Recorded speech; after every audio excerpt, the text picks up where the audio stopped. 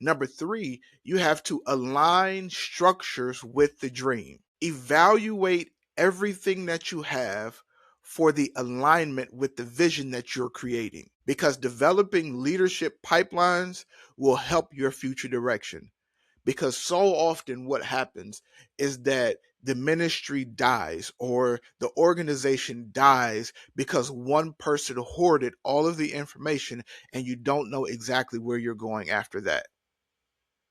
One of the things that should be mandatory for all leaders, I don't care what C-suite level you think you're at or what C-suite level you are at, it should be mandatory that you are training your successor to come behind you so that it will not fall when you decide that you want to move on. That will be of great benefit, not just to you, but to people that you are serving. And then dreaming without all of the structures and alignment that you really need will do nothing but produce your frustration. It's like asking a drummer to be an organist. Yes, the drummer is a musician, but they don't know how to play the organ. How can you steward the relationships that you have so that people will be in alignment with what you're trying to do? And then you create the structural alignment around that so that it will not produce frustration. Relational leadership framework emphasizes integrity, and we must say and we must match how we lead, because vision without structural change is nothing but semantics. You can talk a good game, but what structures are actually in place? Theologically, this reflects the incarnation, the word becoming flesh. Vision must become embodied in systems and practices. From a community organizing perspective, power flows through structure. If structure resists the dream, then the dream will stall. So vision casting is not completing a calendar, it's not doing any of that. It's making sure that all of the systems are in place to reflect where you are trying to go. In curriculum design, what teachers often do is that they will know what they want a student to learn. At the end of this term, I want to make sure this student is proficient in this. And then they begin to work their way backwards on how to teach to make sure that the end goal is actually met when they reach the end. Number four, sustain the vision through repetition and formation.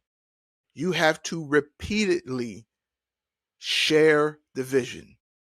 If you're a pastor, share it in sermons, in meetings, in trainings.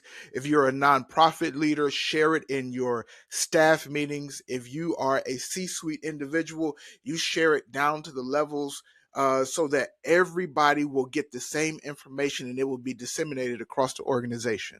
Because where vision falls short is that it becomes a one-time announcement rather than something that is shaping the narrative of the culture that you're trying to create. Leadership is long obedience in relational faithfulness, meaning that if people forget, they will drift, they will get fatigued, and then they will not pay attention to exactly what should be happening around you.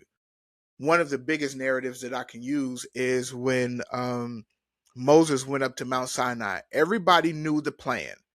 The plan was to build momentum and then go to the promised land. That was the plan. Moses made a stop at Mount Sinai, and get this, the people got mad at him for spending too much time with God. Pastor, I hope that you take that. They got mad at him for spending too much time with God. But when he came down from the mountain, he reminded them of what the goal was. The goal was to remind them that you are the children of Israel, which is their identity, and then he reminded them of their destination, the promised land. He reminded them of identity. He reminded them of destination. Paul does this even in his missional letters.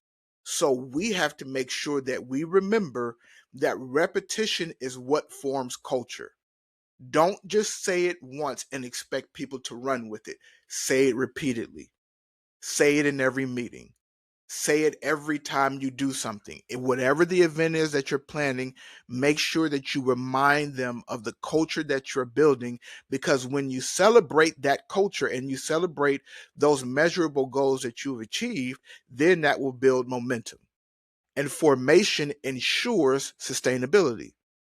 Because when you have the structures and then you have the momentum, the culture will take care of itself. Because you have to be careful with culture.